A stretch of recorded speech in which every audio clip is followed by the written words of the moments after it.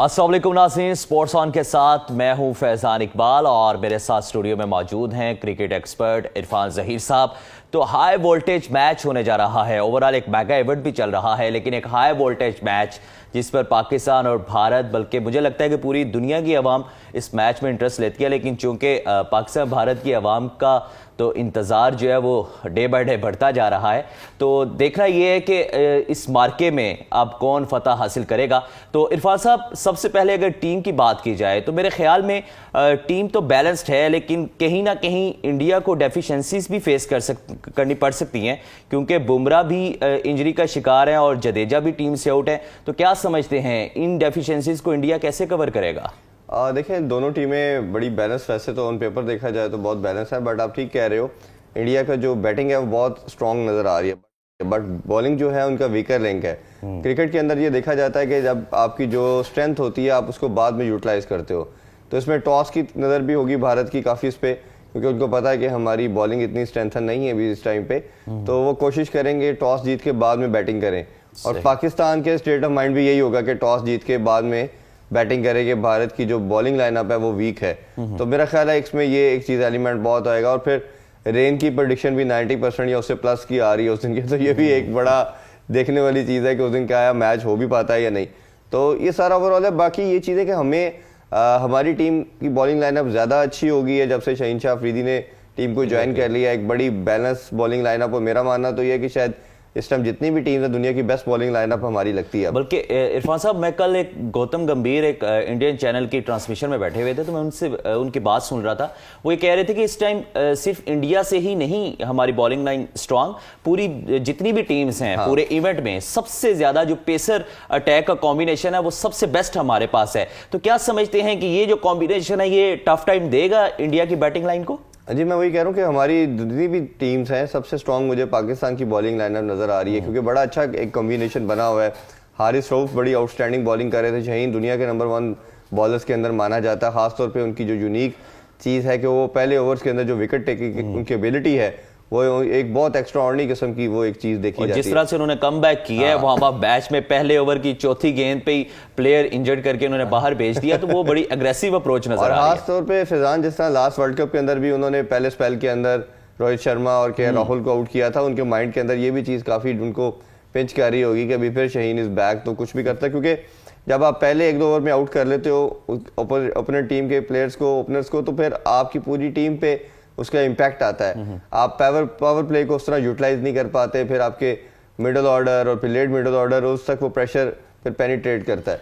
तो ये सुझाव से मेरा ख्याल है पाकिस्तान को थोड़े से एडवांटेजेस ज़्यादा हासिल हैं कि हमारी टीम बेहतर है। बट आज अभी की न्यूज़ ये है कि शान मसूद को हेड पे बॉल लगी है, वो हॉस्पिटलाइज हो गए, इंजर्ड हो गए, तो अब वो मैच ना ही खेल। और दूसरी तरफ ये भी देखना पड़ेगा कि अभी जो फखर है उनका भी रिहैब चल रहा है। पहले यही था कि फखर शायद पहले मैच में अवेलेबल ना हो। सही। अब देखिए टीम कैसे इसको डिसाइड करती है कि अगर शान नहीं है तो क्या फखर को इंडेक्ट करना पड़ेगा। मेरा ख्याल है कि दोनों में से किसी एक का खेलना नंबर 3 पे बहुत जरूरी है, क्योंकि आपको एक समहाउ टीम कॉम्बिनेशन इस तरह का और जिस तरह के ये तजुर्बात कर रहे हैं वार्म अप मैचेस में, मेरे ख्याल से ये तजुर्बात कामयाब होते नजर नहीं आएंगे। जिस तरह से हमने देखा कि वार्म अप मैच में ओपन ही नहीं किया ना बाबर ने ना रिजवान ने।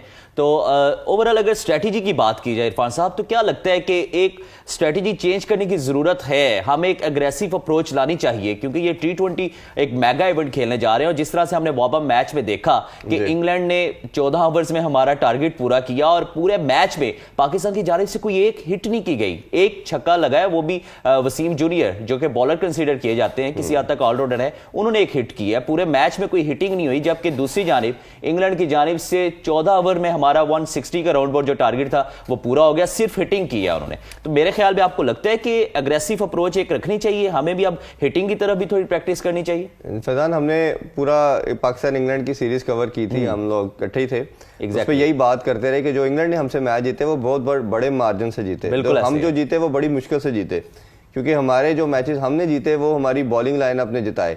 बैट्समैन ने कोई एक्स्ट्रा स्वाए एक मैच के जिसमें 200 चेस किया रिजवान और बाबर ने, उसके अलावा किसी मैच में ना ओपनिंग हमारी पार्टनरशिप चली, ना बाकी मिडिल ऑर्डर ने परफॉर्म किया। तो पावर हिटिंग तो एक बहुत बड़ा एलिमेंट है T20 के अंदर, तो अब इसके बगैर आप सर्वाइव ही नहीं कर सकते। अभी देखें ना आयरलैंड किस तरह की पावर हिटिंग कर रहा है, इसी तरह हमने देखा कि बाकी टीम भी अपने अंदर डेवलप करती चली जा रही है। अभी रवि शास्त्री ने स्टेटमेंट एक दे दिया कि ये मुझे लगता है कि रोहित शर्मा का और विराट कोहली का लास्ट वर्ल्ड कप होगा। बिल्कुल उन्होंने जो रूट को इंग्लैंड ने बाहर कर दिया, जो इंग्लैंड का नंबर 1 बैट्समैन है। इसी तरह अगर मजीद आप देखें तो स्मिथ जो है, स्मिथ को ऑस्ट्रेलिया ने डगआउट में बैठाया होता है, उसको प्लेइंग 11 में नहीं रखते अब, क्योंकि अब आपको सॉलिड बैट्समैन की जरूरत नहीं है T20 के अंदर। अब आपको ऐसे बैट्समैन चाहिए जो पावर हिटिंग ज्यादा रखते हैं। अगर आपने रखना भी है किसी ऐसे बैट्समैन को, तो एक प्लेयर से ज्यादा अफोर्ड नहीं कर सकते आप, जो सम हाउ टीम को इनिंग्स को बिल्ड करे, एंकर करे इनिंग्स को। तो हमारे पास इस तरह का बाबर भी ऐसा ही है, रिजवान भी ऐसा ही है, इवन मेरा तो मानना यह है कि शान मसूद भी आता है तो उसका भी खेलने का यही स्ट्राइक रेट होगा। तो वो मेरा ख्याल है फायदेमंद चीज नहीं हो सकती। और शान मसूद से बेहतर ऑप्शन आपके पास फखर होगी अब, क्योंकि आपके अब एटलीस्ट 3-4 ऐसे बैटर जरूर होने चाहिए टीम के अंदर जो पावर हिटिंग रखते हो। और फखर के अलावा और आसिफ अली के अलावा आपके पास कोई बैट्समैन नहीं है जिसे हम प्रॉपर पावर हिटर बोल सकते हैं। बिल्कुल सही। अच्छा इरफान साहब, कॉम्बिनेशन जो है उसको प्लेस किस तरह से करना चाहिए? लाइक क्या आप समझते हैं कि शाहीन शाह अफरीदी है, हारिस रऊफ है, उसके बाद मोहम्मद हुसैन है, नसीम शाह है, तो इन चारों को इंगेज करना चाहिए बड़े मैच में, या आप समझते हैं कि किसी एक को प्लेस करना चाहिए, रेस्ट करना चाहिए, फिर बाकी मैचेस के लिए इसको बचाना चाहिए, या सबको साथ लेके चलना चाहिए? हाँ, जहाँ तक मेरा ख्याल है शाहीन शाह अफरीदी, हारिस रऊफ तो कंफर्म है, वो खेलेंगे।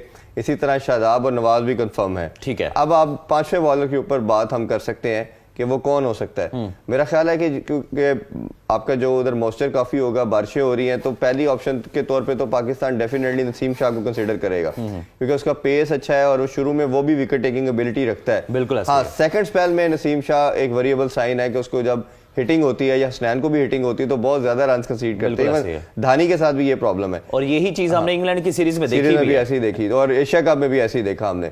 तो मेरा ख्याल है अब रोल डिफाइन करने पड़ेंगे इनको। अब आपके पास हारिस रऊफ के साथ सेकंड बॉलर शाहीन शाह अफरीदी आ चुका है, जो आपके लास्ट 3-4 ओवर्स आपके अब सिक्योर हो गए हैं। अब अगर नसीम शाह को या हसनैन को रखा जाता है तो मेरा ख्याल है कि उसको सिर्फ पहले स्पेल के लिए रखा जाएगा, सेकंड स्पेल में उसको यूज नहीं करेंगे, क्योंकि उनके खिलाफ काफी ज्यादा हिटिंग होती है। तो मोस्ट लाइकली जो मुझे लग रहा है कि 5वां बॉलर जो पाकिस्तान यूज करेगा वो नसीम शाह के साथ ही जाएगा, क्योंकि जो भारत के बैट्समैन है वो भी स्विंग पे थोड़ा डिस्टर्ब होते हैं। और इसमें जो ऑस्ट्रेलिया की कंडीशन है, इसमें न्यू बॉल सिर्फ 2-3 ओवर ही हिलता है, उसके बाद सीम और स्विंग खत्म हो जाती है। और आपने ऑब्जेक्टिव जो है ही है नसीम शाह को या शाहीन का पहले 1-2 ओवर के अंदर ही आपने यूटिलाइजेशन लेनी है उसकी, कि आप मैक्सिमम जो भी टारगेट्स हैं उनको अचीव करना है। हाँ, तो उसमें आउट विकेट टेकिंग एबिलिटी के साथ विकेट ले सकेंगे। सही। तो नाज़रीन, ये सूरत हाल है कि पाकिस्तान और भारत का हाई वोल्टेज मैच खेला जा रहा है 23 अक्टूबर को।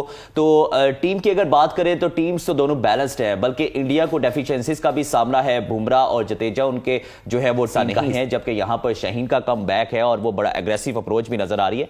लेकिन बात वही है कि हमें एक एग्रेसिव अप्रोच खेलनी होगी, हमें साइकोलॉजिकल फैक्टर के साथ भी डील करना होगा कि अगर हम किसी सूरत में अगर बाबर या रिजवान नहीं अच्छा स्कोर करते तो हमें प्रेशर में जाने के बजाय उसको स्टेबल करना चाहिए, और मिडल ऑर्डर पे बड़ी जिम्मेदारी आयद होती है। तो डेफिनेटली हमारी नेक ख्वाहिशात और तमाम तर बेस्ट विशेस अपनी टीम के साथ हैं। इस उम्मीद के साथ स्पोर्ट्स ऑन से इजाजत दीजिए कि इंशाल्लाह हम ये टाइटल अपने नाम करेंगे। अल्लाह हाफिज।